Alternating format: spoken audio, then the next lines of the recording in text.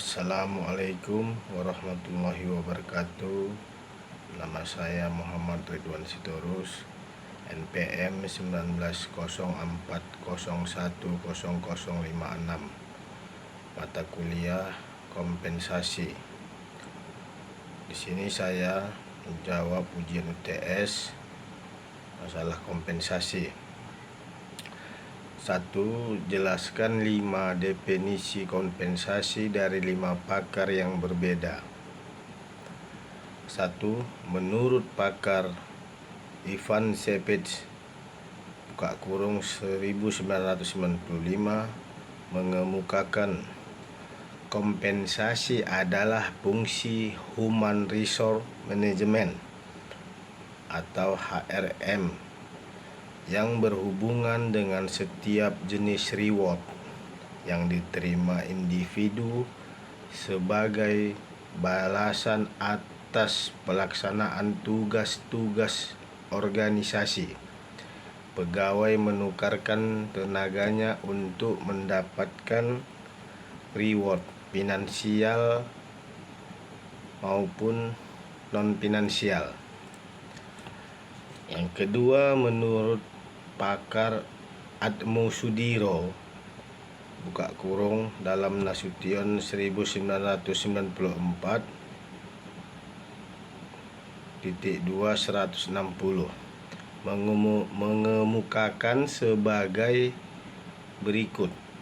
Kompensasi balas jasa adalah penghargaan kepada pegawai secara adil dan layak untuk prestasi kerja dan atas jasa yang telah dikeluarkan terhadap tujuan organisasi demi tercapainya tujuan organisasi. 3. Menurut pakar Shimamura 1999-540 mengemukakan sebagai berikut.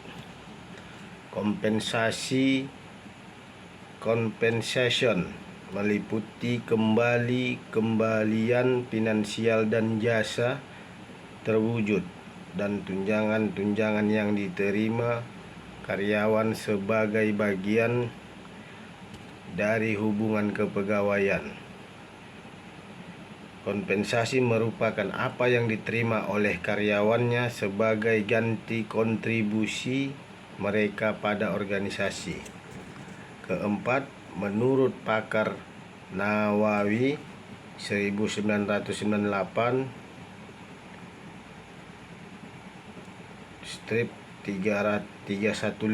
yaitu sebagai berikut. Kompensasi bagi organisasi perusahaan berarti penghargaan atau ganjaran pada para pekerja yang telah memberikan kontribusi dalam mewujudkan tujuannya melalui kegiatan yang disebut kerja. 5. Menurut pakar Harianja 2002-244 mengemukakan kompensasi adalah keseluruhan balas jasa yang diterima oleh pegawai sebagai akibat dari pelaksanaan pekerjaan di organisasi dalam bentuk uang atau lainnya, yang dapat berupa gaji, upah, bonus, insentif, dan tunjangan lainnya, seperti tunjangan kesehatan, tunjangan hari raya, uang makan, uang cuti, dan lain-lain.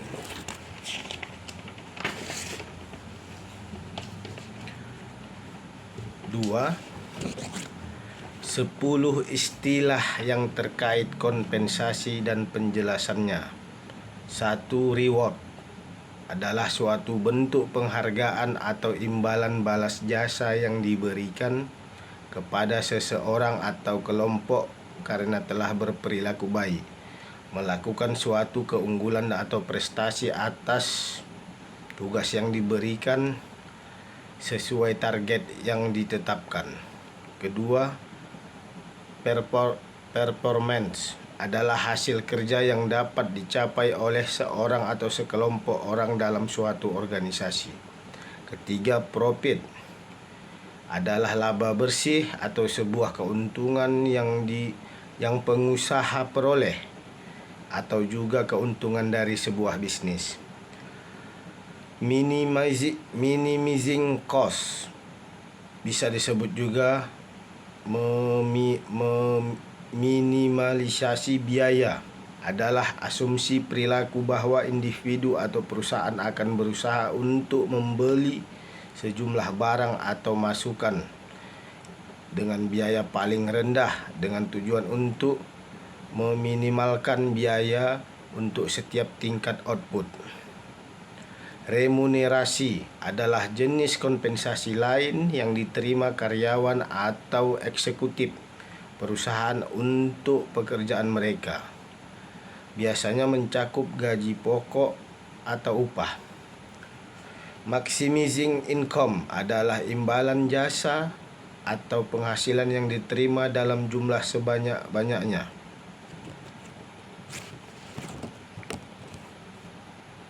Tujuh, merit fee adalah semua insentif atau kompensasi yang berlaku, uang yang diberikan oleh perusahaan baik secara langsung ataupun tidak. 8. Total cost adalah biaya aktual yang dikeluarkan dalam produksi dengan tingkatan output tertentu.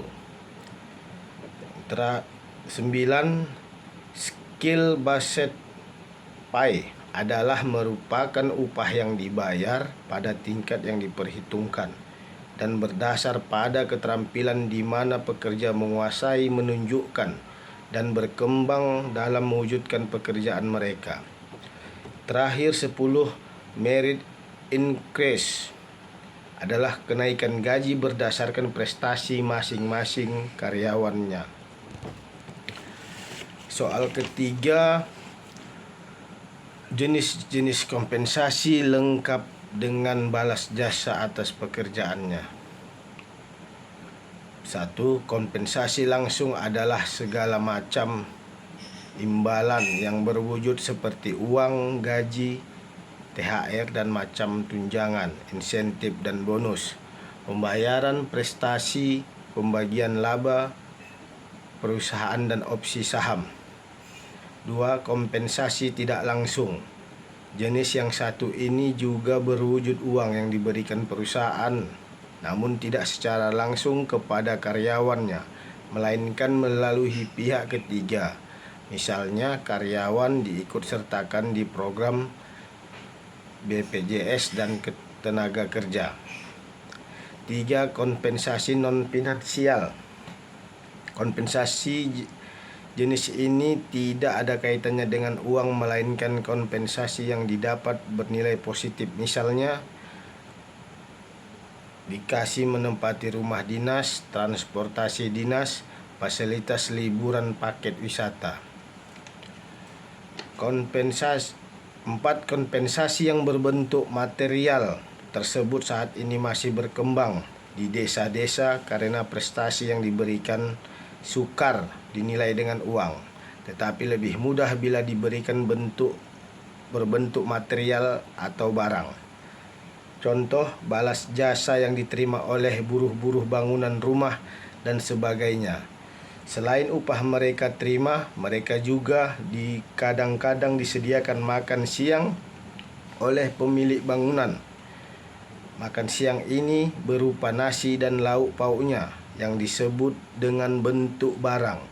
Biasanya hal ini berlaku berdasarkan kesepakatan bersama. Soal nomor 4. Mekanisme penentuan besaran upah minimum provinsi yang diberikan kepada tenaga kerja adalah perhitungan penyesuaian upah minimum provinsi dilakukan oleh Dewan Pengupahan Provinsi. Hasil perhitungan direkomendasikan kepada gubernur melalui Kepala Dinas Ketenagakerjaan Provinsi. Upah minimum provinsi ditetapkan dengan keputusan gubernur.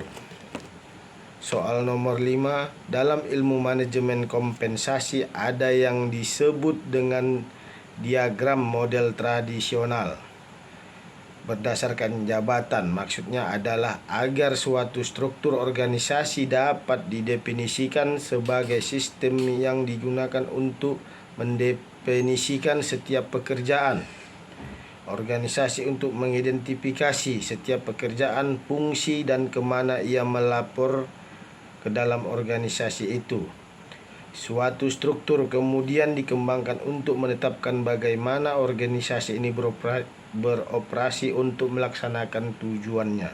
Contohnya, mulai dari jabatan yang tertinggi di suatu perusahaan, yaitu kepala cabang, kacap, memberikan arahan kepada kepala bagian, kabak, untuk melaksanakan pekerjaan di bidang atau unit masing-masing dan dibantu oleh staf asisten untuk mempermudah pekerjaan itu. Juga diteruskan kepada pegawai atau karyawan di perusahaan tersebut.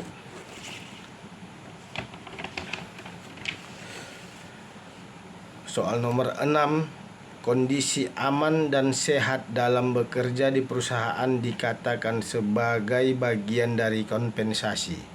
Jelaskan mengapa dikatakan demikian, apa pentingnya kompensasi keamanan dan kesehatan bagi tenaga kerja.